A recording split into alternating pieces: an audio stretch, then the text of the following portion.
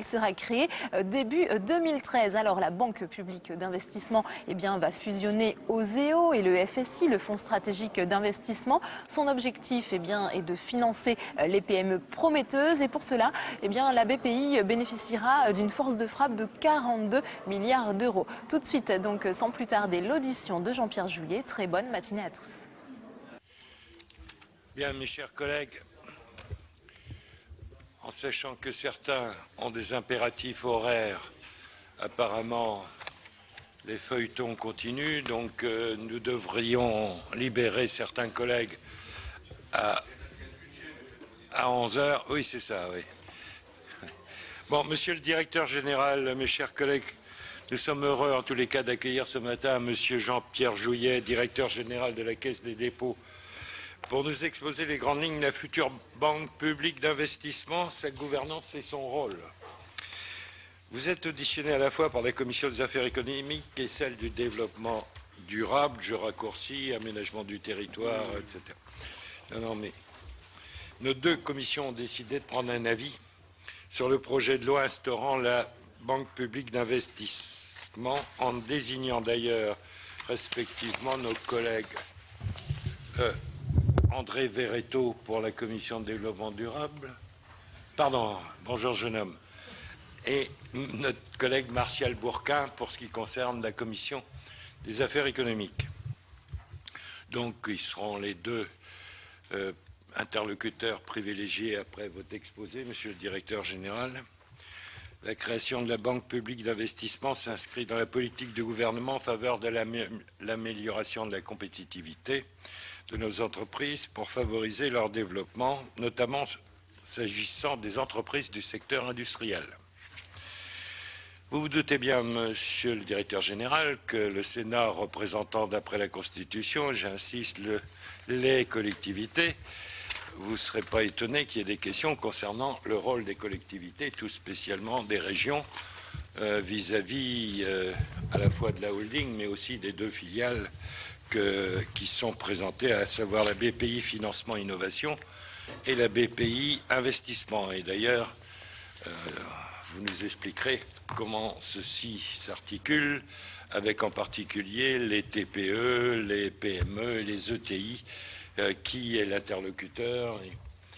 Et entre financement innovation et BPI Investissement, je suis persuadé que vous allez nous éclairer sur le rôle de ces deux filiales de la holding, les rôles respectifs, et aussi sur la fusion d'un certain nombre d'opérateurs à l'heure actuelle. Je pense à FSI, bien sûr, et CDC Entreprises. Comment tout ceci se regroupe à la fois sur le plan de l'efficacité des opérations, mais aussi sur le plan des ressources humaines. Votre intervention, monsieur le directeur général, est d'autant plus importante que la Caisse des dépôts est déjà très impliquée, d'ailleurs, dans le volet investissement avec CDC Entreprises et le fonds et le FSI. Et que dans la branche, aussi dans la branche financement, puisque vous êtes aussi actionnaire d'OSEO. Donc ça remet un peu d'ordre dans l'organigramme de tout ceci. J'imagine que c'est en tous les cas un des objectifs. Il est donc essentiel que la création de cette nouvelle banque publique d'investissement ne soit pas un simple habillage de l'existant, mais apporte une véritable valeur ajoutée. Je crois que ce sont vos explications ce matin qui nous permettront de comprendre effectivement d'abord la complexité aussi des outils existants, en tous les cas le ressenti par les entreprises à l'heure actuelle, en améliorant en particulier l'efficacité et peut-être en changeant l'ordre de grandeur des interventions. S'agissant de l'organigramme de la future banque, vous nous préciserez aussi s'il y a regroupement de structures et avec quelles conséquences. Voilà, mon cher collègue, vous avez la parole. Merci, Monsieur le Président. Monsieur le Directeur Général, mes chers collègues, donc nous sommes également très intéressés par tout ce qui va nous être dit, car évidemment, cette banque, comme l'a indiqué le Président de la République, va donc s'inscrire concrètement dans la feuille de route de la transition écologique. Elle va aussi, par son rôle sur les territoires, influencer la politique d'aménagement de territoire qui fait partie de notre commission. Et donc, nous sommes, nous aussi, avides de savoir un petit peu comment ces activités vont s'articuler et comment vous allez donc concrètement aujourd'hui répondre à l'attente des entreprises et de tous les acteurs économiques de notre pays. Voilà. Donc je profite, puisque tout l'essentiel a été dit par M. Daniel Raoult, pour dire aux membres de la Commission de développement durable que nous nous réunissons à 15 heures pour donc entendre le rapporteur pour avis sur la mission de développement durable dans notre salle habituelle. Voilà. Merci. Monsieur le directeur général, vous avez la parole. J'ai oublié de présenter. Oui, allez, je vous en prie. Bien. Merci beaucoup, Monsieur le Président Raoult et Val, Messieurs les rapporteurs, Monsieur Verretto, Monsieur Burquin, Mesdames et Messieurs les sénateurs. Alors, je ne vais pas revenir sur les orientations et les priorités politiques que représente la Banque publique d'investissement, puisque vous l'avez fait. Vous l'avez parfaitement indiqué. La France doit redynamiser son tissu d'entreprise et la création de la BPI incarne cette nouvelle ambition. Le développement des entreprises est au cœur des missions que le législateur a confiées à la Caisse des dépôts et missions que nous souhaitons maintenir et amplifier à travers la Banque publique d'investissement avec Monsieur Gosset-Grainville qui m'accompagne ce matin, directeur général adjoint. Et notre groupe est présent depuis les années 1990 dans l'investissement dans les PME et a fortement amplifié ses actions depuis la crise de 2008. Sur la partie investissement, tout d'abord, à travers le plan stratégique Élan 2020, la création du FSI en 2008, vous l'avez rappelé, le programme FSI France Investissement en mars 2012. Il y a un investissement sur deux dans les PME aujourd'hui qui est financé grâce au soutien du groupe Caisse des dépôts.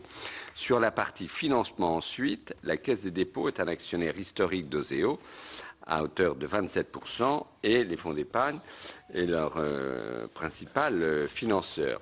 La Caisse des dépôts est donc le partenaire naturel de l'État pour créer et piloter ce nouvel outil et s'apprête à y investir environ la moitié de ses fonds propres, ce qui lui impose d'intervenir dans le respect de ses intérêts patrimoniaux et comme protecteur de l'épargne des Français. J'ajoute qu'à travers, vous l'avez souligné, Monsieur le Président, qu'à travers la gouvernance propre à la Caisse des dépôts, c'est également la représentation nationale qui aura un poids particulier sur la Banque publique d'investissement, puisque la représentation nationale est présente à la commission de surveillance de la Caisse des dépôts et consignations. Alors, la loi portant création de la BPI est un acte fondateur qui ne détermine pas pour autant l'ensemble du schéma. Une mission de préfiguration a été confiée à Nicolas Dufourcq. Toutes les questions ne sont pas résolues. Il appartient aussi au Parlement d'en débattre. Vous savez qu'il y aura un débat à l'Assemblée nationale. Et comme je vous présente donc la vision telle qu'elle est aujourd'hui. Et au Sénat, Monsieur le Directeur. Et au Sénat, je le sais. Mais je dois montrer mon attachement au bicaméralisme. Alors, la BPI sont d'abord des principes simples et lisibles. C'est un outil destiné à accompagner le développement des entreprises, principalement des PME et des entreprises de taille intermédiaire. Elle interviendra finalement sous forme de financement, d'investissement en fonds propres et de conseil aux entreprises et de conseil, notamment, vous l'avez souligné, en matière d'innovation. Un guichet unique sera créé en région. Les régions seront associées à la définition des orientations et en ce qui concerne la Caisse des dépôts, nous voyons qu'il y a des conseils d'orientation au niveau régional et qu'il y ait au niveau régional des plateformes qui soient créées à chaque fois qu'il y a des initiatives ou des interventions financières des régions. Nous pourrons faire des plateformes communes entre la BPI et les régions à chaque fois qu'il y a des financements communs de projets entre la Banque publique d'investissement et les régions. La Banque publique d'investissement sera aussi la banque de la transition énergétique. Elle concentrera une part significative de ses interventions sur la conversion écologique de notre système productif. Et là, elle pourra s'appuyer sur les activités existantes d'Oseo, déjà positionnées sur des prêts verts. Vous avez des prêts verts bonifiés ou des prêts verts éco-énergie, ce qui concerne Oseo, et sur les investissements dans le domaine des éco-énergies et des éco-industries, du FSI et de CDC Entreprises. Donc cela fait partie de ce que vous avez indiqué, Monsieur le Président, c'est-à-dire qu'il y aura un regroupement en fonction des thèmes et des orientations de la BPI, que ce soit l'innovation, la transition énergétique, entre les différents outils qui existent aujourd'hui en termes d'investissement ou en termes de financement ou en termes de conseil aux entreprises, puisque ce seront les trois pôles de cette banque publique d'investissement. La BPI sera créée en regroupant des outils existants pour mieux coordonner leur action et leur donner plus d'efficacité.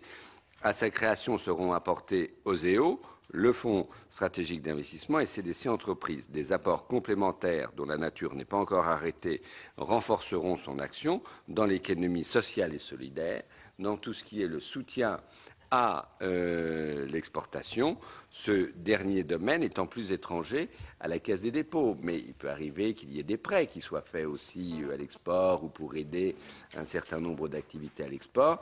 Eh bien, ces financements sous forme de prêts, par la suite, seront transférés à la Banque publique d'investissement, puisque c'est à la Banque publique d'investissement qu'il reviendra de faire ces actions de soutien à l'exportation. Alors, en termes de moyens d'intervention, la BPI sera dotée des actifs aujourd'hui portés par le Fonds stratégique d'investissement, c'est-à-dire 15 milliards d'euros du FSI, 25 milliards d'ESEO.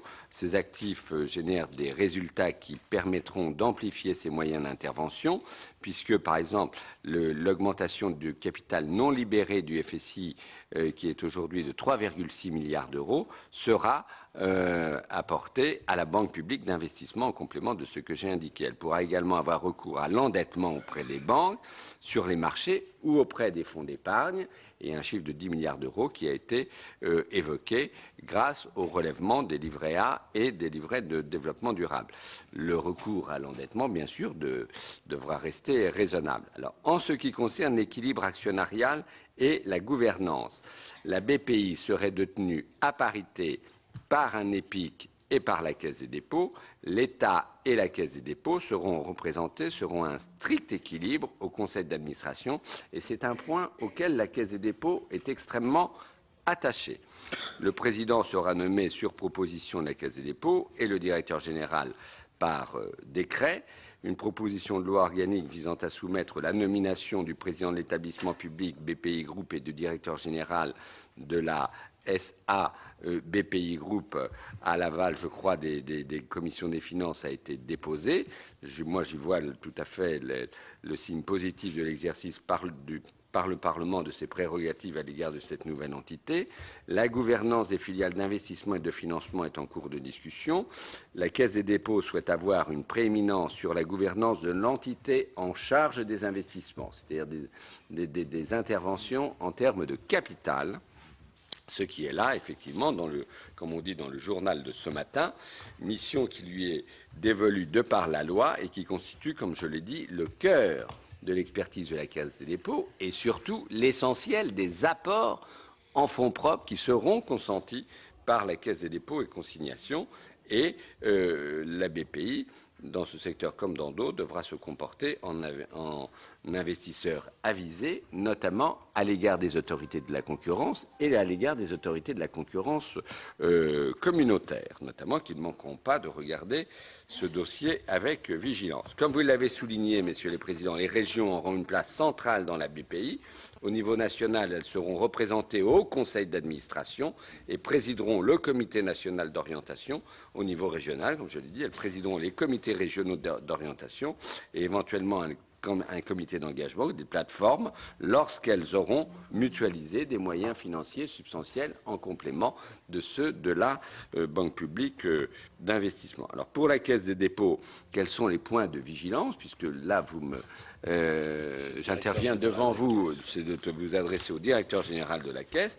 Tout d'abord, il y a des impacts sociaux qui sont importants et auxquels nous serons attentifs avec M. Gosset-Grainville au cours des semaines à venir, puisque, comme vous l'avez compris, si on transfère des activités, on va également transférer des personnels. Donc il y a toute une question de statut, de mobilité des personnels de la Caisse des dépôts auxquels nous devrons être extrêmement vigilants et qui vont mobiliser et le directeur général de la Caisse, le directeur général adjoint et le directeur général, bien évidemment, de la BPI.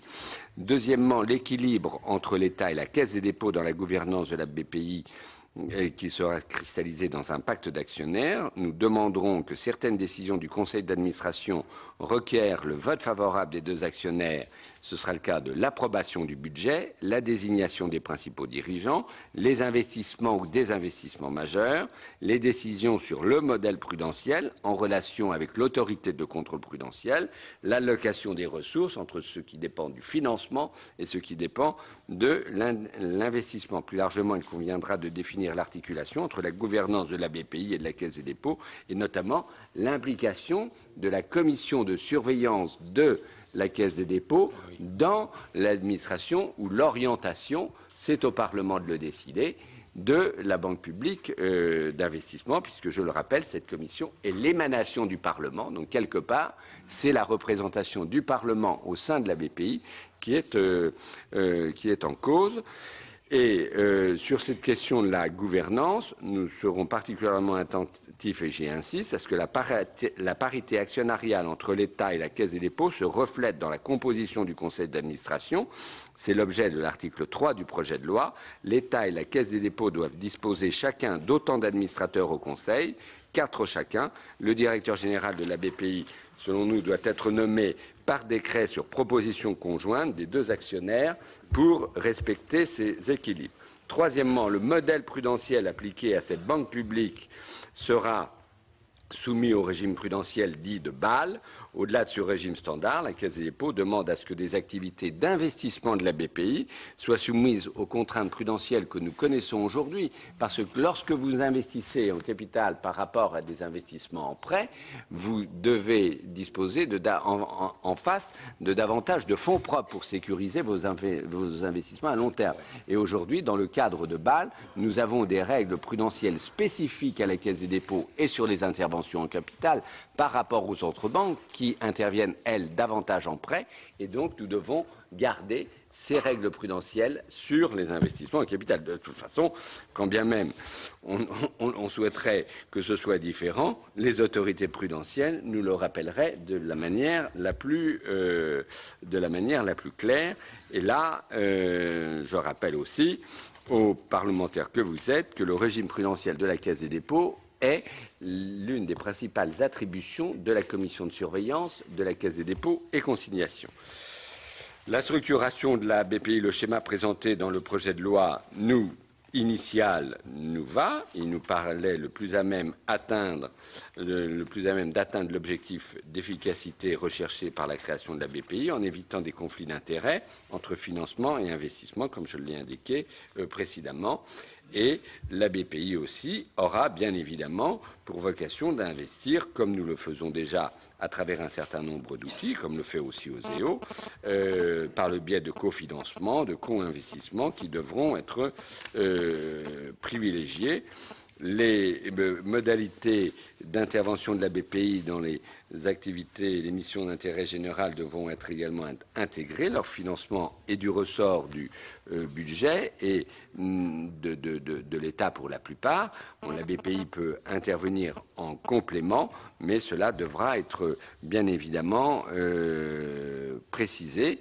Et nous devrons avoir, bien évidemment, dans le cadre de cette BPI, un rendement minimal des capitaux engagés, c'est ce que je voulais dire, c'est ce que j'ai dit en introduction, pour protéger les intérêts patrimoniaux de l'État.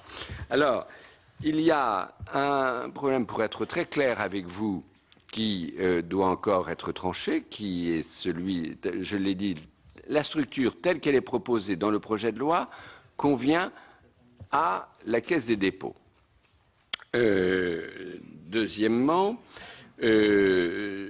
nous voyons fleurir, en ce qui concerne la holding de la BPI, un certain nombre de modifications. Comme vous le savez, le directeur général de la Caisse des dépôts est pressenti pour présider la BPI, donc je ne voudrais pas, après avoir été soumis à la question sur beaucoup de conflits d'intérêts, me trouver encore au centre de conflits d'intérêts. Moi, je vous dirais la chose suivante, et je vais partager la parole avec Antoine Gosset-Grainville. nous comprenons très bien que la holding de la BPI soit considérée comme un établissement de crédit. Ça nous paraît tout à fait une bonne chose qu'elle soit considérée comme un établissement de crédit. Nous comprenons très bien que l'on souhaite aller vite dans la mise en place de la BPI. Après, je veux dire, c'est à l'État et à la représentation nationale de dire quelles doivent être les conséquences et la forme de ce que doit constituer la holding comme établissement de crédit. C'est un problème politique que de savoir si au capital de la holding, vous avez ou non la présence de banques privées au capital d'une banque publique d'investissement. C'est ni au président putatif de la BPI de le décider, et c'est encore moins au directeur général de la Caisse des dépôts de le dire. Ce n'est pas un problème technique, c'est un problème politique. Parce que la présence de banques au capital de la holding de la BPI signifie qu'il y aura bien évidemment un des représentants des banques qui seront à ce capital, qui sera vraisemblablement, qui aura une responsabilité, peut-être pas au conseil d'administration, mais tout au moins comme censeur de la banque publique d'investissement. Une fois que j'ai dit cela, moi, je laisse le Parlement en délibérer. Vous êtes trop bon. Nous, ce qui est important, je le dis pour la Caisse des dépôts, c'est quel que soit le choix de l'État, quel que soit le choix du Parlement, doit y avoir un équilibre actionnarial absolu entre l'État, qui peut céder une partie de ses participations, pour faciliter les choses, à des banques ou à d'autres établissements publics. Ce n'est pas le problème du directeur général de la Caisse des dépôts. Mais pour le reste, il doit y avoir un équilibre actionnarial très clair entre l'État et la Caisse des dépôts. Voilà ce que je souhaitais dire, mais je vais laisser, parce qu'il a la parole plus libre que moi sur ce point, Monsieur Gasset-Grinville, si vous le permettez, Monsieur le Président, bien préciser la position de la Caisse des dépôts. C'est un problème important. Merci beaucoup. Je vais être très bref et prolonger simplement sur ce point précis ce que le directeur général vient d'indiquer. Donc effectivement, les discussions se poursuivent entre l'État, les représentants de l'État, ceux de la Caisse des dépôts et le préfigurateur sur le bon statut de la structure de tête de la BPI. La question étant concrètement, de savoir si la BPI doit être une compagnie financière comme cela a été envisagé jusqu'à présent, ou devrait plutôt être un établissement de crédit de plein exercice. Et si on devait être dans ce deuxième cas de figure, si cet établissement de crédit pourrait être OSEO ou devrait être un nouvel établissement de crédit qui aurait deux filiales, OSEO d'une part et la branche investissement d'autre part, comme cela est évoqué, était initialement envisagé dans nos travaux. Techniquement, tout est possible. Je mentionnerai seulement le fait que la formule de l'établissement de crédit semble avoir la sympathie de l'autorité de contrôle prudentiel qui, si elle n'écarte aucun schéma, elle dit qu'elle peut vivre avec tous les schémas, mais elle trouve que l'établissement de crédit présente des avantages en termes de gouvernance et de supervision bancaire. De notre côté, nous sommes animés par l'objectif principal de retenir la structure qui sera la plus efficace, et donc nous conduisons ces discussions de la manière la plus pragmatique qui puisse être. Et donc, si ce doit être un établissement de crédit, c'est quelque chose que nous pouvons tout à fait envisager et nous pouvons en voir également les avantages. Néanmoins, et c'est le point que le directeur général vient d'évoquer et sur lequel je me permets de revenir un instant parce qu'il est important, il nous paraît très important de s'assurer qu'en réglant un problème technique, on ne remette pas en cause l'équilibre actionnarial État-Caisse des dépôts qui est la clé de voûte du projet, pour toute une série de raisons sur lesquelles nous reviendrons évidemment si vous le souhaitez. Et cette exigence nous conduit à rechercher des solutions qui ne remettent pas en cause la détention par la Caisse des dépôts de 50% de la BPI. Et il y a plusieurs formules qui permettent cela. Hein, donc c'est un peu dans cet esprit-là que nous travaillons, mais il nous semble, au-delà des considérations politiques qui priment, comme l'a rappelé le directeur général, pour beaucoup de raisons, il nous semble très important que le schéma, quel qu'il soit, préserve bien le principe d'une détention de la BPI par la Caisse des dépôts à 50%. Merci. Simplement, mes chers collègues, peut-être pour vous éclairer ce qui vient d'être évoqué à la fois par le directeur général adjoint, j'ai demandé qu'on fasse un petit montage de ce qui est imaginé à l'heure actuelle pour qu'on comprenne la holding et les deux filiales et les pourcentages de participation de la Caisse. Je crois que c'est important par rapport à ce que vous venez de dire, messieurs, pour que tout le monde soit sur le même niveau d'information. Et sans doute, le problème que vous évoquez, c'est vrai qu'il n'est pas simplement technique, il est aussi politique. Voilà. Et en particulier, la participation de 10%, si j'ai bien compris, dans le schéma initial de banque privée, dans la partie OSEO. Voilà. C'est quelque chose qu'il va falloir trancher. Donc, messieurs les deux rapporteurs, vous avez en priorité la parole. Et donc, peu importe lequel, vas-y. Oui. Merci, Monsieur le Président. Au moment où il s'agit de préciser les missions de la BPI, l'approche de la Commission des développement durable doit s'effectuer sous l'angle de la transition écologique, comme l'a évoqué effectivement Monsieur le Président Valls. Vous l'avez évoqué, Monsieur le Président, à l'occasion effectivement du rôle d'OSEO, notamment dans la préparation de la transition énergétique. Quelques questions, si vous le permettez. Avez-vous une idée de la stratégie globale que poursuivra la BPI, notamment pour favoriser cette transition énergétique et coordonner les nombreuses initiatives qui apparaissent sur différents points du territoire? Comment concevez-vous le rôle des comités régionaux d'orientation, notamment leur articulation avec le comité national? Comment pensez-vous assurer l'objectif de suivi des entreprises à chacune des phases de leur développement? Merci.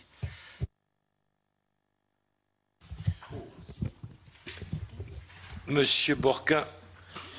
Monsieur le directeur général, il faut savoir que l'ensemble des élus des entreprises attendent avec beaucoup d'impatience, mais aussi il y a une attente surtout des entreprises, d'une économie qui est en difficulté. Ils attendent beaucoup de cette banque publique d'investissement. Et en même temps, ils savent, ces élus, ces entreprises, qu'il existe dans de nombreux domaines, de nombreux outils de financement. Et la question qui se pose, quelle sera la valeur ajoutée de la BPI par rapport à l'existant? Ça, c'est la première question. Parce que, en pleine crise, lorsqu'il y a eu la grande crise et que nous étions en région, il y avait des cellules en préfecture qui se réunissaient avec OSEO et on regardait avec beaucoup de proximité, beaucoup de réactivité, de simplicité, quelles aides apporter aux entreprises. Et les questions sont très claires.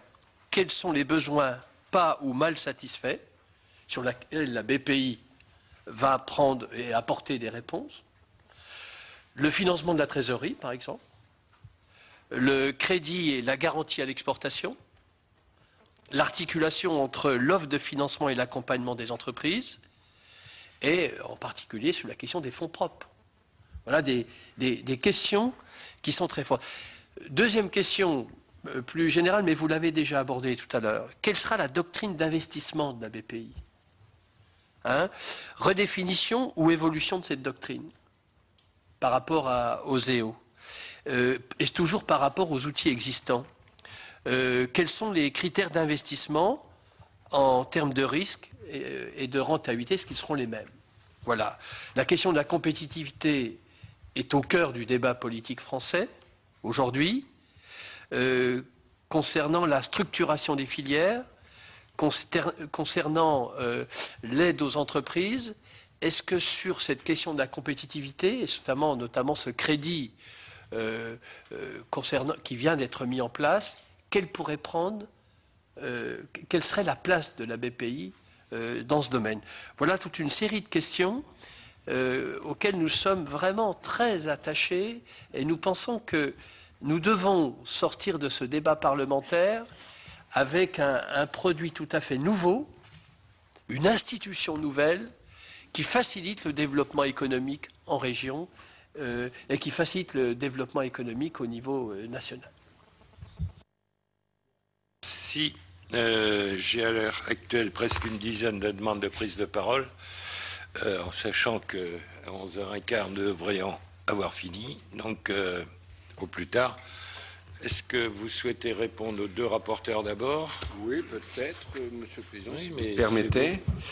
Pour répondre à Monsieur le porteur Meretto tout d'abord, ce que je souhaite indiquer sur la transition énergétique, c'est que la BPI va rationaliser nos dispositifs d'intervention en ce domaine. Nous intervenons aujourd'hui par le biais du FSI, où vous avez plus d'1 milliard d'euros qui est consacré à ces interventions.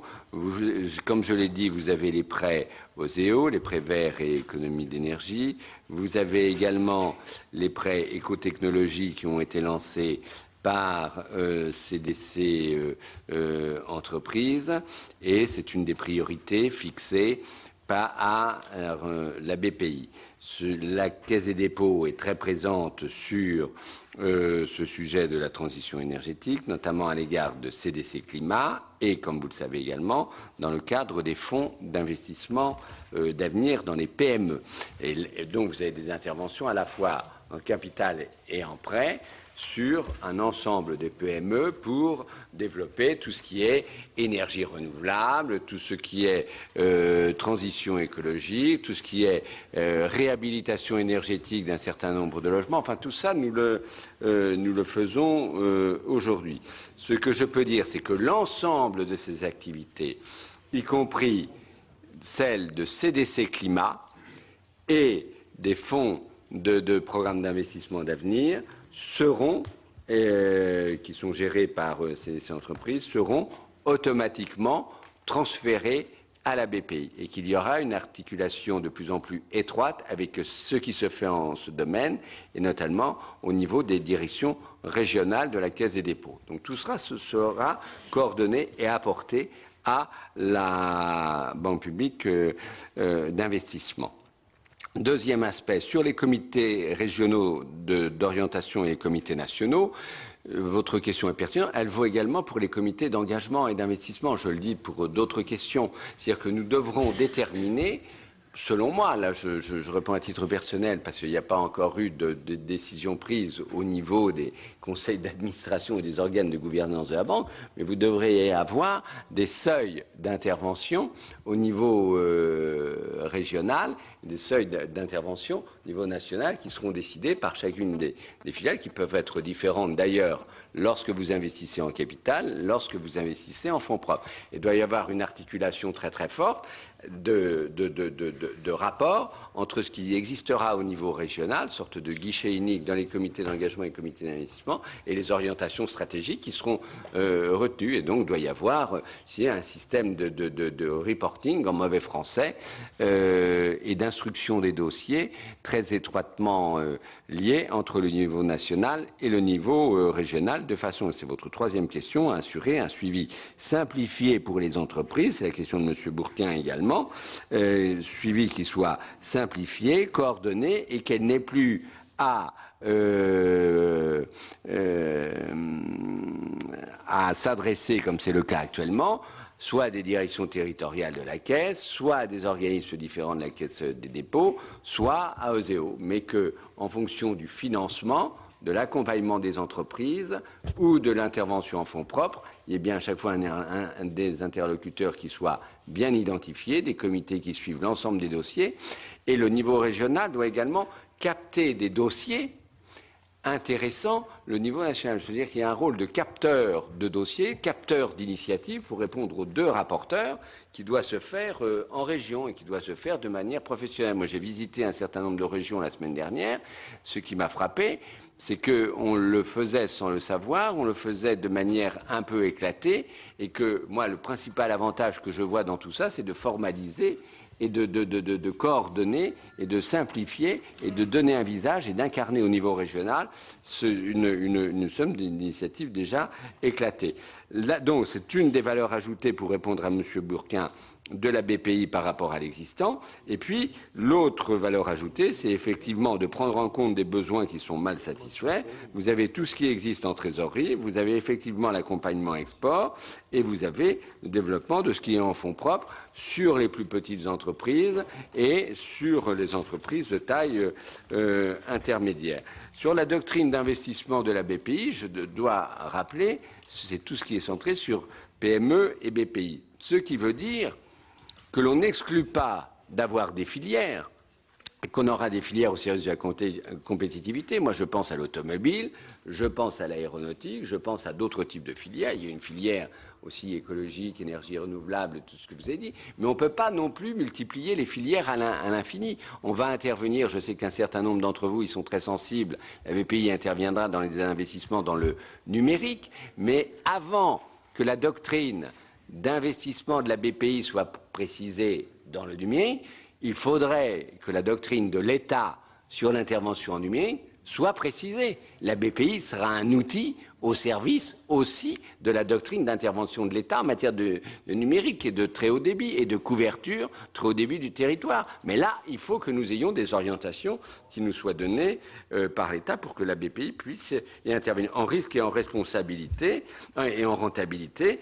Eh bien, là, je vous dis, au regard de ce que nous faisons aujourd'hui, nous garderons les mêmes niveaux de risque et nous n'exagérerons pas en termes de rentabilité, nous chercherons à avoir des rentabilités raisonnables. On n'est pas là, la BPI n'est pas là pour faire, si ça se fait, tant mieux, mais enfin avoir des taux de rendement les plus élevés. Ce n'est pas le rôle de la BPI qui intervient en complément de ce que font les banques et le marché, et on interviendra également lorsqu'il y aura des carences de marché sur un certain nombre de domaines. Voilà. Merci, monsieur le directeur général. C'est bien ce schéma-là que vous avez en tête pour le moment. Oui. D'accord, qui a été distribué pour qu'on comprenne. C'est bien le schéma initial que nous avons en tête. Ok. Bon, monsieur Vaugrenard. Oui, merci, monsieur le président. Il est donc beaucoup attendu de la part de la BPI, mais également de la puissance publique, derrière la Banque publique d'investissement, pour soutenir l'activité économique. Les régions en particulier attendent un comportement offensif, notamment pour soutenir les PME et faire qu'il y ait un peu plus d'entreprises de taille intermédiaire sur le territoire, mais également parfois, également la recherche et l'innovation, bien entendu, mais aussi parfois, parce que ça arrive notamment dans la période économique que nous traversons, d'avoir une intervention défensive. C'est ce que nous avons fait au niveau de notre région, par exemple. Du fait de la situation économique difficile, un certain nombre d'entreprises qui pouvaient être considérées comme étant des canards boiteux mais passagers, se sont trouvées avec un carnet de commandes momentanément vide. Alors que c'était des entreprises extrêmement concurrentielles, extrêmement performantes par ailleurs. Et donc le but, c'était de leur faire passer ce moment difficile, moyennant un prêt, le début du remboursement commençant 24 mois ou 36 mois après l'obtention de ce prêt. Donc là, je veux parler du rôle de la BPI de manière défensive mais efficace. Et donc, ça ne doit pas être considéré, ou si le terme est impropre, comme des canards boiteux.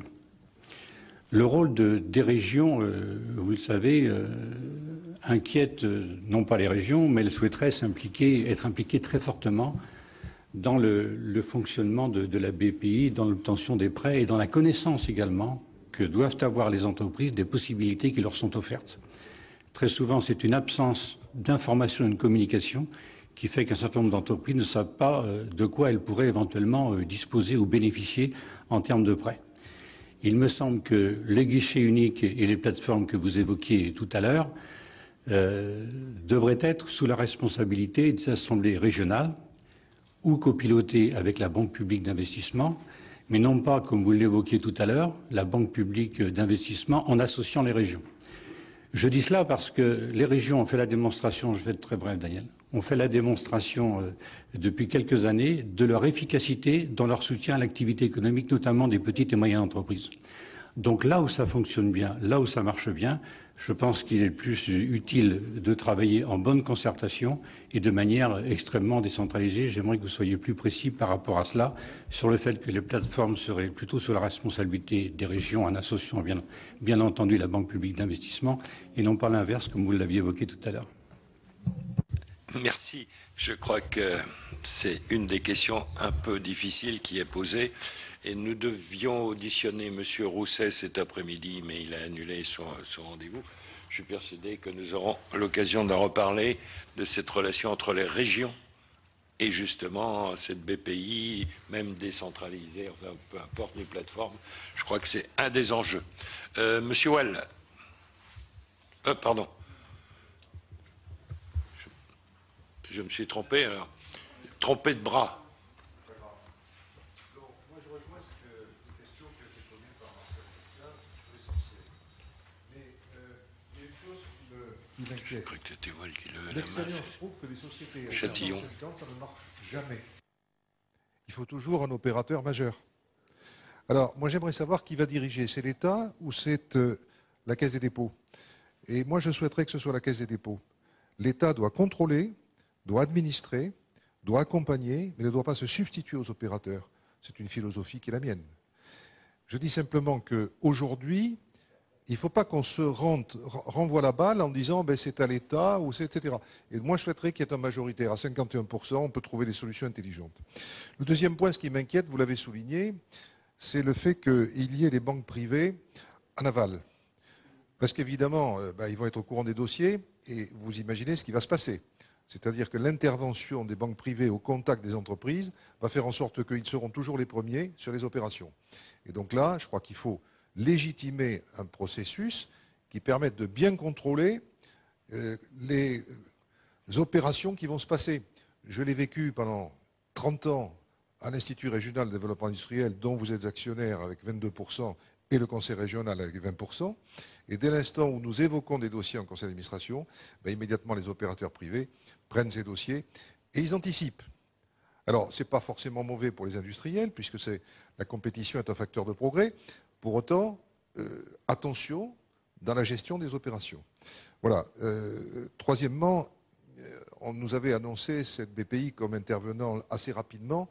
Quel est le délai que vous nous donnez pour l'intervention? Parce que malheureusement, les entreprises ne vont pas attendre longtemps.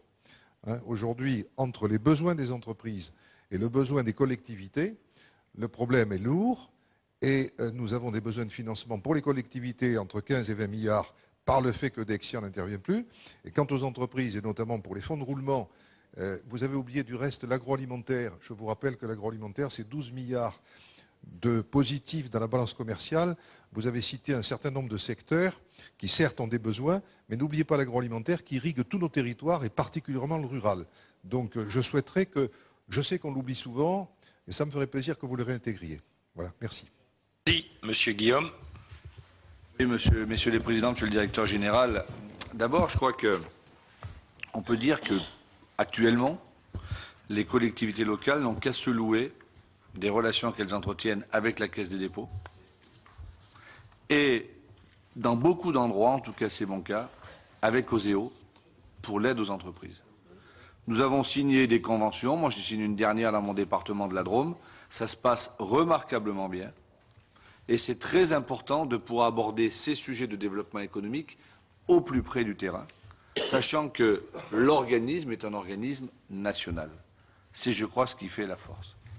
Deuxième chose, par rapport à ce qui était évoqué, quand François Hollande met la Banque publique d'investissement dans ses 60 engagements et dans une des touches du clavier de sa politique de développement économique et industriel et de redressement productif, c'est bien parce qu'il y avait un manque. Et que aujourd'hui, ce que nous pouvons constater, nous, dans nos régions et dans nos départements, c'est qu'un entrepreneur, un chef d'entreprise, quelle que soit la taille, s'il a besoin de rien, il va voir une banque, il sera bien accueilli. Mais s'il a besoin d'aide et s'il est en difficulté, c'est beaucoup plus compliqué. Et donc, il était important que la puissance publique, que le politique, vous avez bien fait de dire, c'est politique ce dossier, prenne ses responsabilités. Je ne sais pas ce qui sortira à l'arrivée, ce que le Parlement décidera sur proposition du chef de l'État et du gouvernement, mais c'est bien à partir d'une orientation politique que nous mettrons cela en place. Parce qu'aujourd'hui, ce que nous constatons, ça vient d'être dit par notre collègue, mais ça ne date pas d'hier, c'est que les collectivités ne peuvent pas se financer ou ne peuvent plus se financer, et que dans cette période de crise terrible, les entreprises ont du mal à avoir accès au crédit ou ont du mal à développer leur entreprise. Et même en période de difficulté, Yannick Vaugrenard le disait, on peut penser, il y a ce mot affreux de canard boiteux, mais qu'est-ce que c'est un canard boiteux?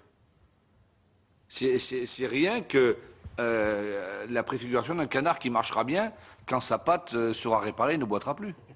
Non mais, c'est aussi cela. Et la troisième chose que je voulais évoquer, c'est que le redressement économique de notre pays, il passera évidemment par des grandes entreprises, par des entreprises symboles. Ce qui peut se passer aujourd'hui, ou demain, ou dans les jours qui viennent à Florange, est quelque chose d'essentiel quant à la parole publique, parce que cette parole publique a été bafouée. On devait sauver les hauts fourneaux de Grande-Range, ils ne sont pas sauvés, et Florange est en train peut-être de crever. Ça, c'est un manquement à la parole publique. Et quand nos concitoyens ne croient plus en la politique, c'est aussi à cause de cela. Mais demain, nous devons répondre à des questions très précises. Eh bien, j'essaie de faire le plus court possible, Monsieur le Président. Mais démarrez vos auditions une demi-heure avant. Une question très précise. Il y a une demande forte des élus et des entreprises que la BPI investisse. Moi, je fais partie de ceux qui pensent qu'elle doit investir, qu'il faut orienter les fonds vers la réindustrialisation et l'innovation plutôt que vers la finance. C'est quelque chose qui me semble assez important. Donc la question qui a été posée, c'est quand est-ce que les choses avanceront, se mettront en place. Ça fera partie de la loi. Mais moi, la question qui m'importe, parce qu'elle est, à mon avis, essentielle, c'est quelle articulation régionale? Comment? Mais c'est la question essentielle que nous allons avoir à évoquer. Nous avons aujourd'hui le débat avec les régions. Et ce n'est pas un débat politique lorsque l'on est dans la majorité gouvernementale, puisque nous faisons partie de la même organisation politique.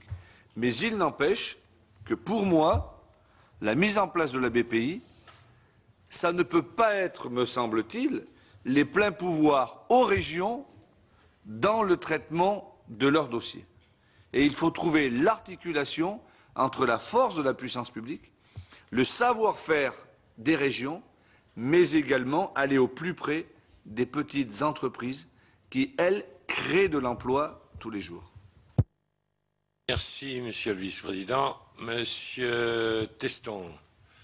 Merci, Monsieur le Président. Monsieur le Directeur général, l'information que vous nous avez donnée ce matin au cours de votre exposé, ainsi que le tableau qui nous a été remis par la suite, font apparaître que la Banque publique d'investissement constituera une holding contrôlant à 100% BPI Investissement qui devrait intégrer le Fonds stratégique d'investissement.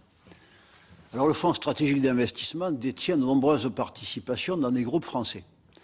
Monsieur le Directeur général, vous auriez laissé entendre que la BPI pouvait sortir d'un certain nombre de groupes, et en particulier, selon vos propres termes, ceux qui n'en ont pas besoin. Alors je ne sais pas si cette information est confirmée, si cette orientation est confirmée. En tout cas, il est bien que vous ayez une réflexion sur la question, il est bien que les futurs responsables de la BPI aient une réflexion sur la question, mais il me paraît essentiel que le gouvernement, pour ce qui le concerne, et le Parlement, pour ce qui le concerne, puisse effectivement s'exprimer sur la question de savoir quels sont les groupes qui ne nécessitent plus de bénéficier de capitaux publics et quels sont ceux qui méritent de continuer à en bénéficier. C'est un débat, à mon avis, fondamental sur lequel je souhaiterais connaître votre avis. j'imagine que vous avez en tête un certain nombre d'entreprises publiques en particulier. Monsieur Denis, ensuite Monsieur Magras. Monsieur le Président, Monsieur le Directeur Général, chers collègues, partage beaucoup de ce qui a été dit précédemment, et particulièrement par Didier Guillaume, et me centrerai sur deux questions. La première, la problématique de l'articulation avec, j'allais dire, le terrain, symbolisé par la région dans le débat, mais je crois que c'est au-delà de la région. Demande, parce qu'on a des organisations territoriales, les départements, les métropoles, les agglos, bien. Et quand on se rappelle que sur les 68 et quelques milliards d'investissements publics portés par les collectivités, il y a quand même 39,3, hein, tout ce qui est collectivité, c'est 70%, je rappelle, de l'investissement public. Ça représente quasiment 69 milliards, mais il y en a 39 qui se relèvent du secteur communal. Donc ma proposition serait que nous puissions, parce qu'on ne peut pas avoir une représentation de toutes les agglos, de tous les départements, dans les comités d'orientation, de toutes les régions, bon, qu'on essaye d'avoir un levier qui soit, par exemple, un représentant de la Fédération des établissements publics locaux, Société d'économistes, SPL, qui permet comme ça d'avoir un maillage de ceux qui seront le levier de l'investissement sur le terrain.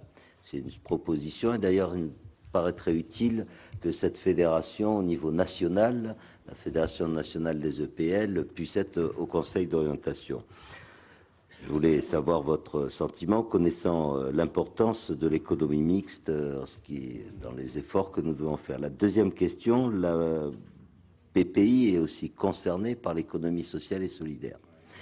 Vous en avez tout à l'heure parlé en ce qui concerne la politique gouvernementale. Là, en ce domaine, elle est affirmée de la part du gouvernement qui a dit que serait mobilisé, devrait recevoir des délégations de fonds, que ce soit France Active ou l'ADI.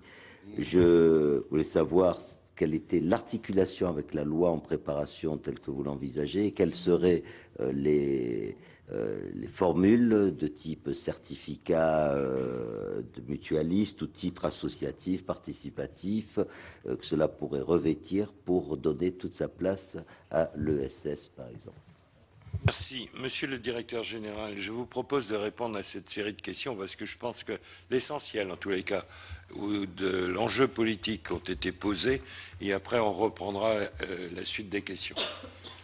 Bien, merci beaucoup, Monsieur le Président. Je vais le faire avec l'aide d'Antoine Gosset-Grainville, notamment sur les 50-50. Je voulais préciser deux choses. D'abord, à l'égard tout d'abord de M. Vaugrenard, d'autres qui ont évoqué les moments difficiles et les canards boiteux. Il se trouve que moi, je n'ai pas l'habitude de pratiquer trop la langue de bois. Les canards boiteux, j'ai employé cette expression après avoir été à l'Assemblée des régions de France où 4 ou 5 présidents des régions ont dit que la BPI ne soutiendrait pas les canards boiteux. Donc je n'ai fait que reprendre 4 ou 5 déclarations de responsables politiques, présidents de région. Hein? Donc maintenant, une fois, moi, c'est dit. Là, on me cherche, on me trouve. C'est le premier point. Et c'est pas moi qui l'ai inventé, parce que d'une part, je ne sais pas bien ce que c'était, moi, auparavant. Hein?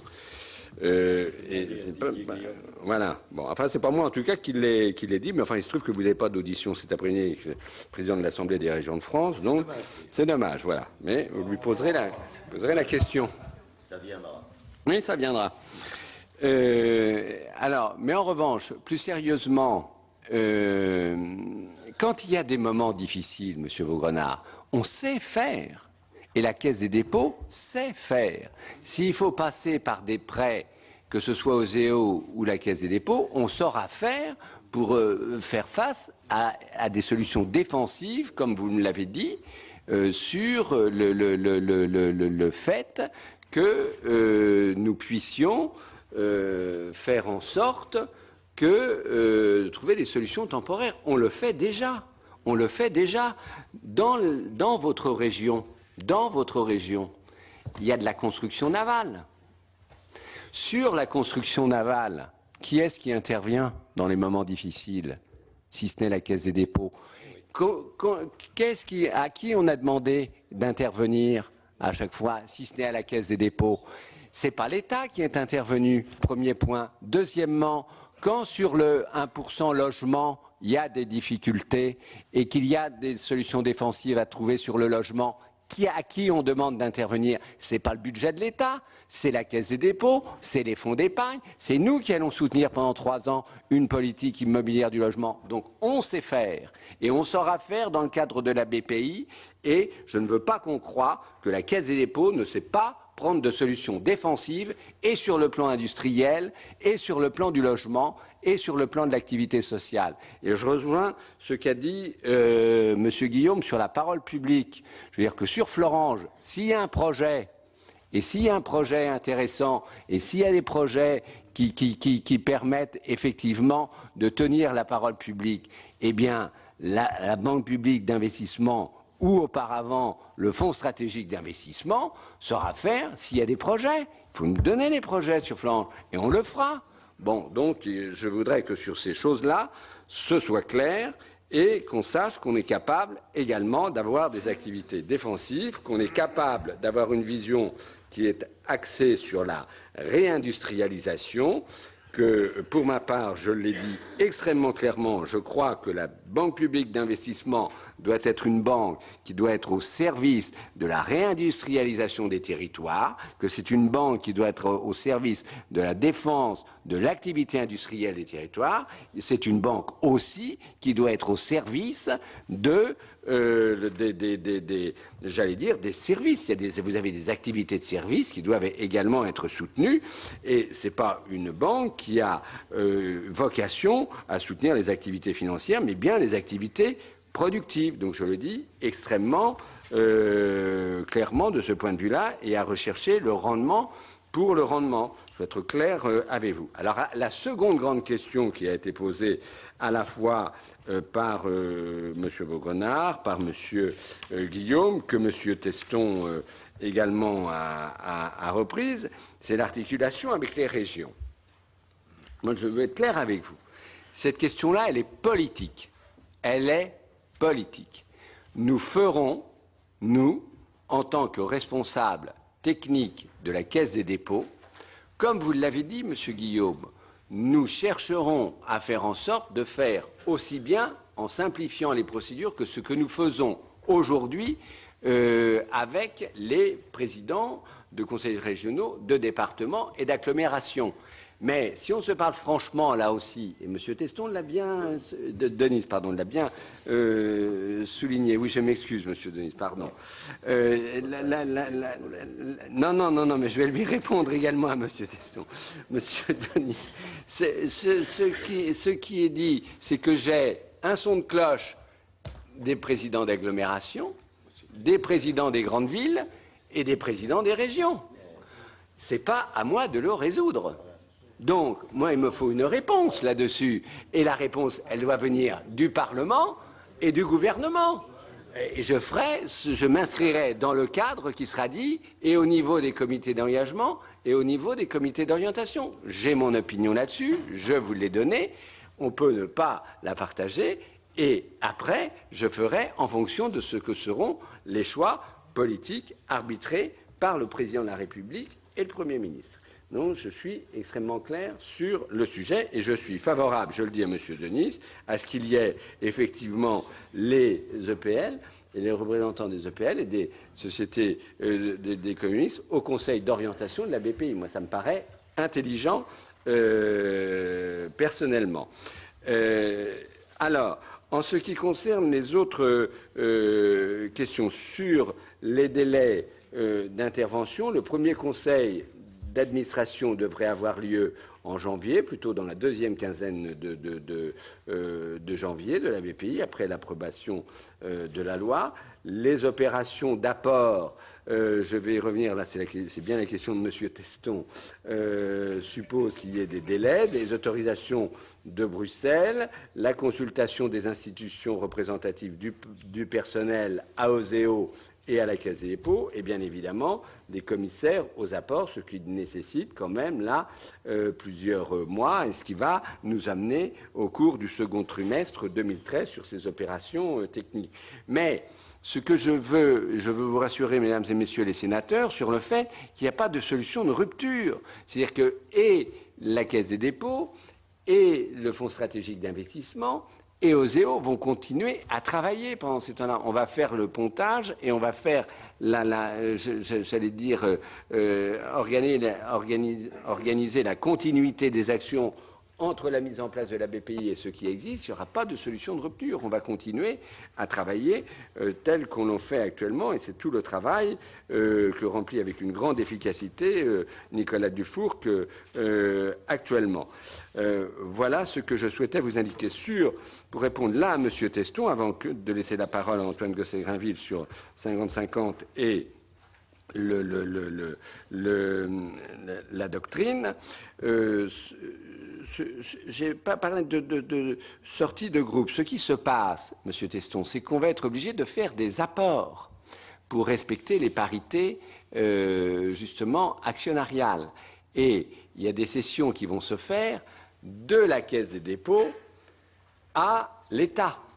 Donc, c'est la question des apports que l'on devra résoudre. On intervient aujourd'hui dans le cadre du Fonds stratégique d'investissement. On va être obligé de céder un certain nombre de participations pour respecter les apports. Ça, c'est le premier point. Le second point, ce qui peut se passer, c'est quelle que soit la nature des entreprises, mais plus privées que publiques, c'est qu'il y a toujours une certaine rotation d'actifs. Nous avons des investissements à la Caisse des dépôts dans des investissements privés qui ne sont pas stratégiques. Je ne les citerai pas pour vexer personne. Il y en a d'autres qui peuvent le devenir demain. Eh bien pour ça, nous sommes dans l'obligation d'avoir une certaine politique de rotation d'actifs, j'allais dire, intelligente, pour faire en sorte que les capitaux mis à la disposition de cette banque publique d'investissement soient les plus élevés possibles. Voilà ce que je voulais dire avant de passer la parole à Antoine, qui est le grand spécialiste du 50-50. Oui, ce n'est pas les spécialisations les plus excitantes. Bon, d'abord, il n'y a pas de doute qu'un schéma actionnarial à 50-50, ça n'est pas une formule idéale. Ce n'est pas les modes de fonctionnement les plus faciles. Cela dit, l'État et la Caisse des dépôts ont l'expérience déjà du copilotage d'entreprise. Et le meilleur exemple, c'est le FSI. Alors le FSI, c'est 51-49, mais on est bien dans un copilotage. Et depuis 3 ans, depuis que le FSI a été créé, il n'y a pas eu un cas de désaccord entre l'État et la Caisse des dépôts sur des décisions d'investissement. Le mode de fonctionnement a été d'une fluidité totale. Et comme vous le savez, il y a eu plus de 60 investissements qui ont été faits. Le FSI a été le premier fonds d'investissement français d'extrêmement loin et sans jamais un cas de désaccord ou de blocage. Alors, au-delà de ça, le schéma sur lequel nous avons travaillé avec l'État pour la BPI est un schéma qui permet de garantir, d'assurer sur la branche investissement une prééminence de la Caisse des dépôts qui est un choix qui a paru extrêmement souhaitable et nécessaire. D'abord parce que la Caisse des dépôts est traditionnellement tiers de confiance vis-à-vis des entreprises. Elle est perçue depuis longtemps comme un investisseur responsable, très engagé, un opérateur qu'elle connaisse bien et qu'elle sollicite très souvent. Et il fallait donc préserver cette situation. Et ensuite, vis-à-vis de Bruxelles, parce qu'il était très important de montrer que la doctrine d'investissement du FSI, de ces entreprises, doctrine d'investissement qui est celle d'un investisseur avisé de long terme, que cette doctrine d'investissement était totalement préservée dans le nouveau cadre de la BPI. La Commission européenne achète pleinement cette doctrine. Elle lui semble totalement conforme aux règles communautaires, en particulier sur les aides d'État. Et donc, il fallait pouvoir la rassurer sur le fait que la création de la BPI ne reviendrait pas à remettre en cause cette situation. Et au travers de la prééminence donnée à la Caisse des dépôts dans la gouvernance de la filiale d'investissement, prééminence qui se traduira par le fait qu'il y aura un administrateur de plus représentant la Caisse des dépôts que les administrateurs représentant l'État, eh bien, au travers de cette prééminence, on gère de manière effective, si je puis dire, une situation actionnariale à 50-50 et on évite tout risque de blocage. Merci. Il me reste encore 6 demandes de parole. Je vous demande d'être très concis. Monsieur Magras, Monsieur Moret, Monsieur Berry-Debat, Monsieur Deneux, Monsieur Cornano, Monsieur Dubois. J'ai pas vu. Donc, non, mais c'est pas le problème. Je peux pas deviner qui lève le. Alors, Monsieur Magras. Oui, merci, Monsieur le Président. Monsieur le Directeur Général, j'ai bien entendu la réponse que vous avez apportée aux 2 rapporteurs et à l'ensemble de mes collègues sur la déclinaison régionale du projet global. Toutefois, lors de la discussion de la mission d'outre-mer à l'Assemblée nationale, le ministre des Outre-mer a annoncé une déclinaison spécifique dans chacun des départements d'outre-mer et dans chacune des collectivités d'outre-mer. Ma question sera donc très courte et double. Pourriez-vous nous donner des précisions sur la mise en œuvre de cette organisation en outre-mer et des crédits spécifiquement destinés à l'outre-mer sont-ils prévus? Je vous remercie.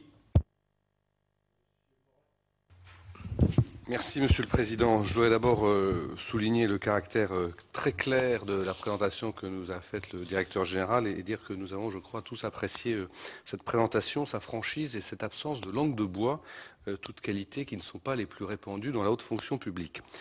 Je n'avais pas prévu, je n'avais pas prévu de... Non, je ne suis pas issu de la fonction publique, mon cher collègue. C'est l'âge, Monsieur Moret, c'est l'âge. Très bien. L'essentiel est derrière. J'avais pas prévu de prononcer le mot ce matin, mais vous l'avez fait, donc je vais dire 2 mots là-dessus. Vous avez prononcé un mot qui me tient à cœur, c'est la question du numérique. Bon, j'ai souligné avec beaucoup d'intérêt et de satisfaction que vous aviez dit qu'il était nécessaire que l'État prenne position et que vous aviez dit que la Caisse des dépôts était prête à investir en la matière.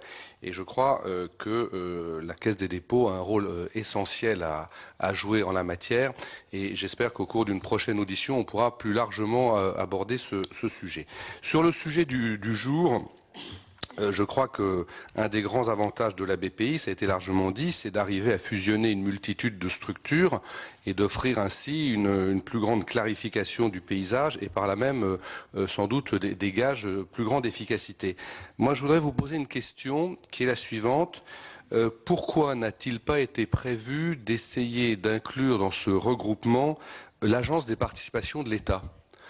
Je vois que ça fait sourire Monsieur 50-50, mais c'est, me semble-t-il, une question parce que j'ai pu observer qu'il y avait parfois des difficultés à articuler le rôle de l'Agence des participations de l'État avec le FSI et même la Caisse des dépôts, et je pense que ça pourrait être gage d'une gestion plus dynamique des participations de l'État et permettre peut-être que celle-ci soit elle aussi plus orientée vers des participations stratégiques.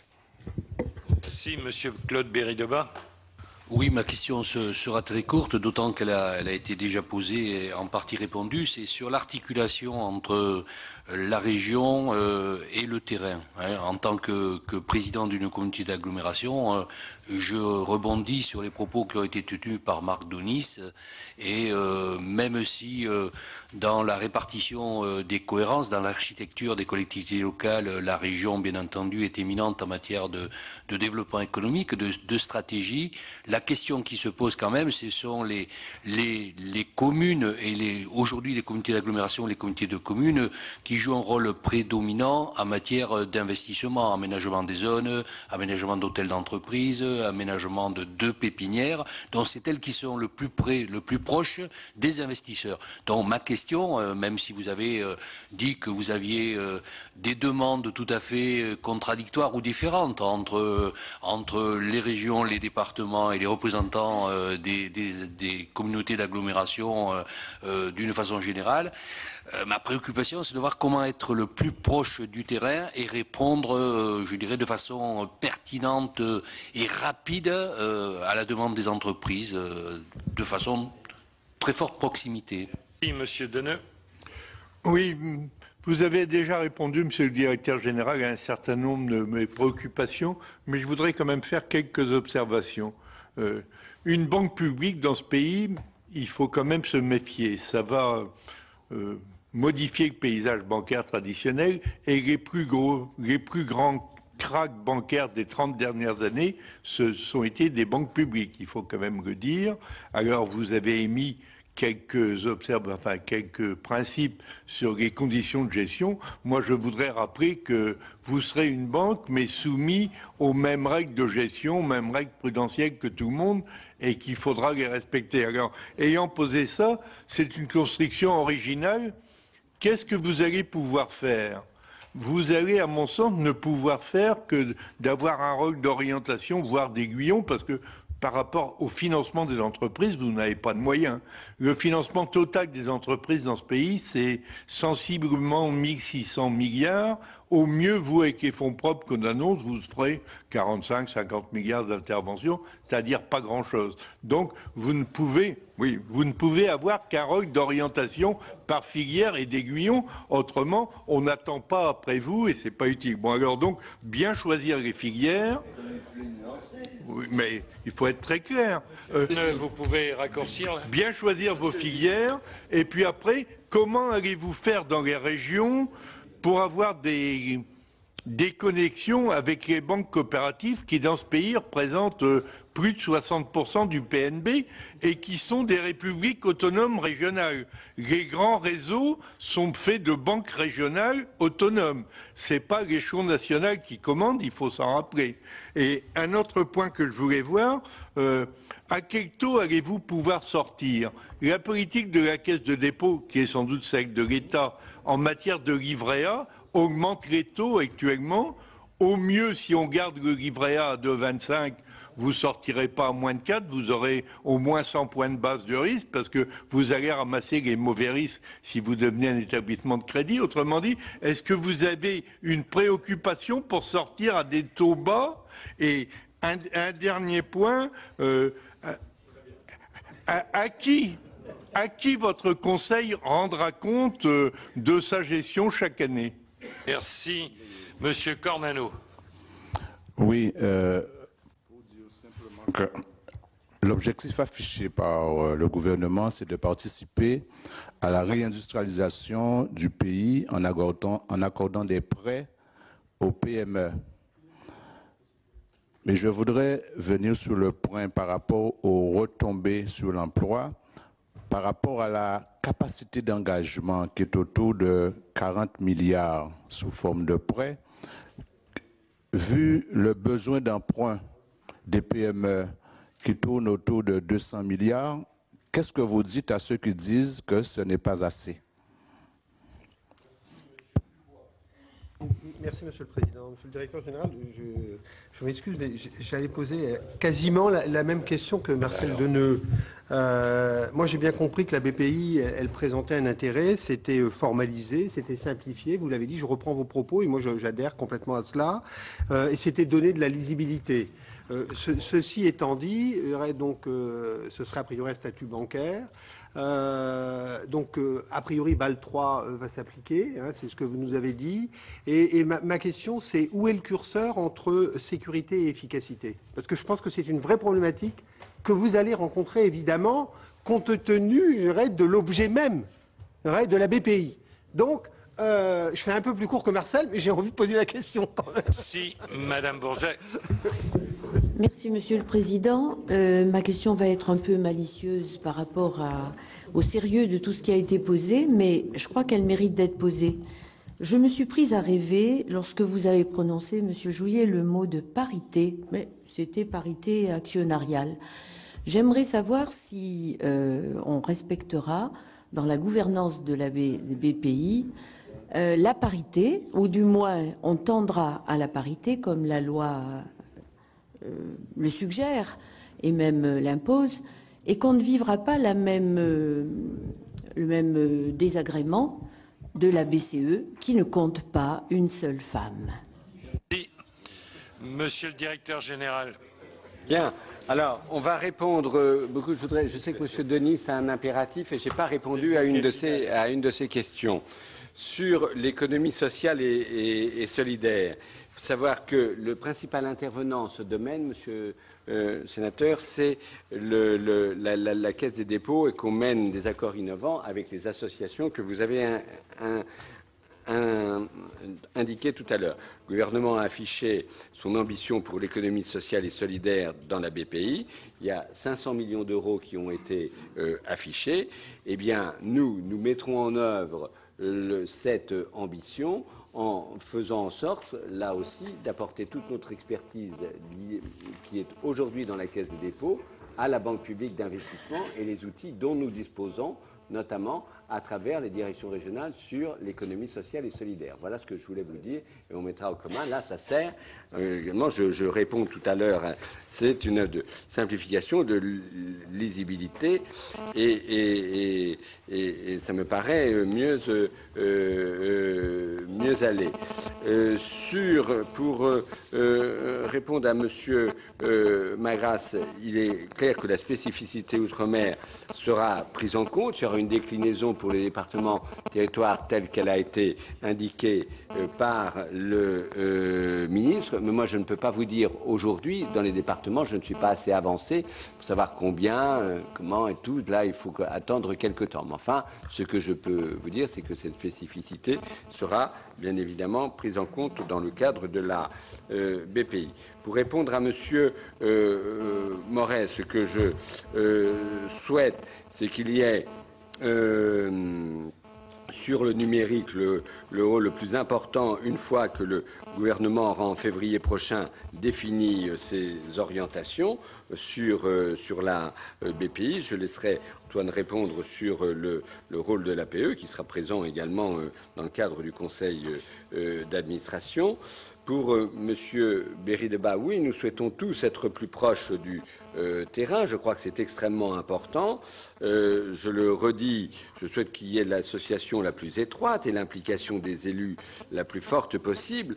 Il faut, par rapport aux autres interventions, notamment par rapport à ce qu'a dit Monsieur Dubois, par rapport à ce qu'indiquait Monsieur Deneux, il faut qu'on ait sécurité et une certaine flexibilité sur le terrain et que nous restions une banque de proximité, mais une banque de proximité qui soit avisée et sûre et qui permette de concilier des approches défensives et offensives sur le terrain. C'est ce que je pense que cet équilibre est possible. Je vous dis, j'ai vu 2 régions, non pas malheureusement les Pays de la Loire, mais j'ai vu d'autres régions la semaine dernière où tout ça me paraît possible. Et c'est quelque chose où vous avez élu, ça a été bien dit par M. Guillaume, vous avez élu Caisse des dépôts, OSEO, tout ça arrive à travailler ensemble et on doit pouvoir faire ce mouvement de guichet unique en associant chacun des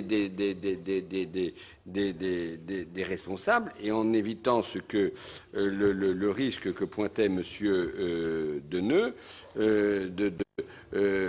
faire en sorte qu'il y ait des critiques de politisation ou autre. Moi, je crois que par rapport à ce qu'a indiqué M. Deneux, c'est pas parce qu'elle est publique que c'est une banque qui est risquée ou qui risque de ne rien apporter. Ça, alors là, je m'élève vraiment vigoureusement contre cela pour 2 raisons. La première, c'est qu'on a retenu les leçons du passé. Que, deuxièmement, nous séparons là l'investissement du financement et qu'il y a bien des filiales qui sont différentes et que nous avons, par rapport aux années qui ont précédé la crise, et ça a été dit tout à l'heure, un modèle prudentiel qui est beaucoup plus rigoureux. Et c'est pour ça que nous l'avons dit avec Antoine Gosset-Grainville dans notre introduction, le modèle prudentiel, il va s'appliquer de manière différenciée aux prêts et aux interventions en capital et on gardera le modèle de spécificité. Pour vous dire, Monsieur Deneux, la Caisse des dépôts, c'est bien un établissement qui est public depuis 1816, depuis la Restauration. Que je sache, elle n'a jamais fait défaut. C'est le meilleur tiers de confiance du pays.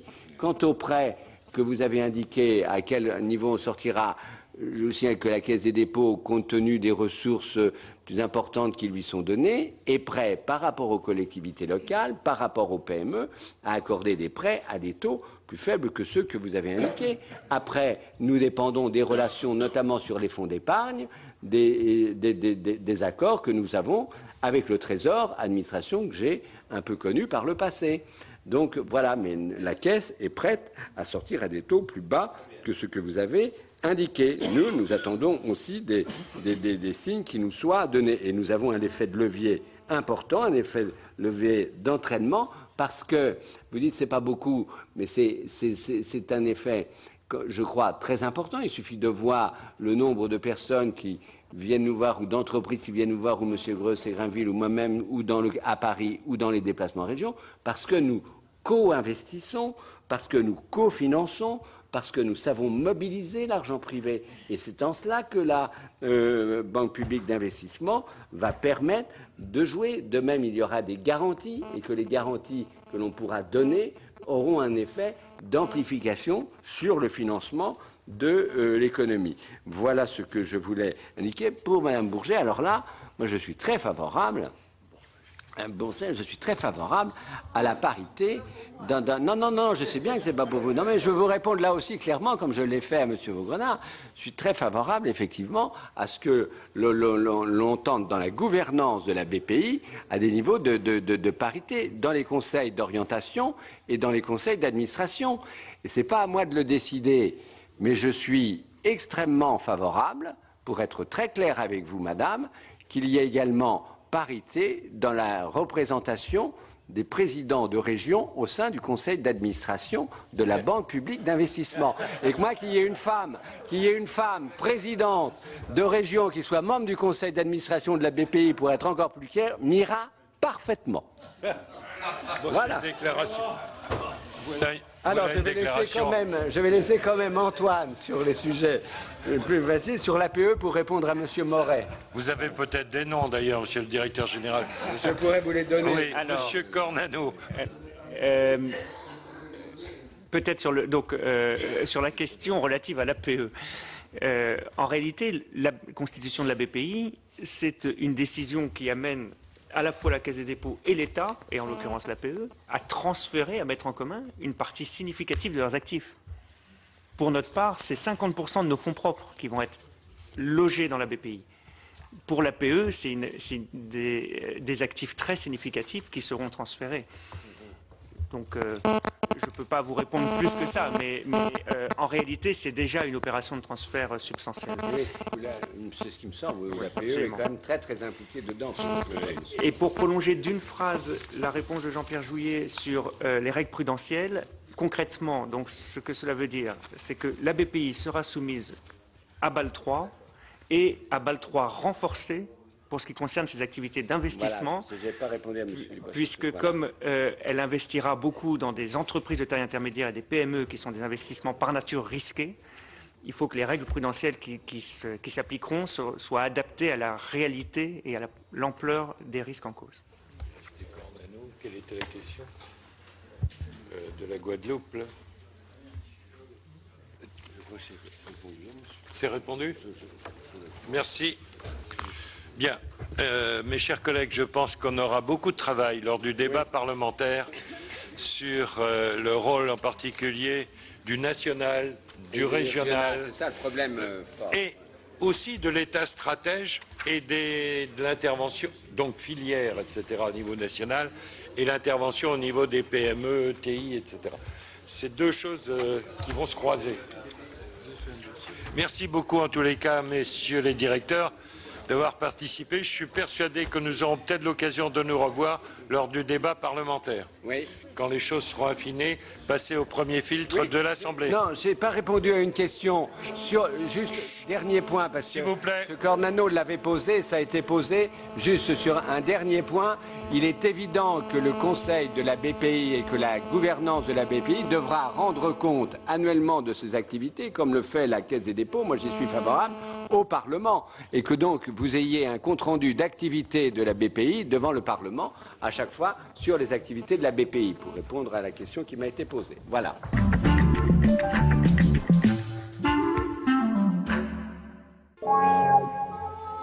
Le plus dur, c'était la barrière dans la tête. Est-ce que moi, Aziz, 23 ans, Valfouré, j'étais capable de passer à l'acte? Une société ne peut pas se construire sur ce qu'elle n'est plus. C'est vrai que c'est la fierté de se dire on a été un peu plus loin que nos parents qui n'ont pas forcément eu la chance d'aller aussi loin que nous, par exemple. C'est un phénomène général, cette réussite sociale. La question n'est pas de savoir si la discrimination, elle existe, c'est clair. La vraie question, c'est de savoir est-ce qu'elle va t'empêcher de devenir ce que tu veux être. La société égalitaire n'a jamais existé que dans les livres.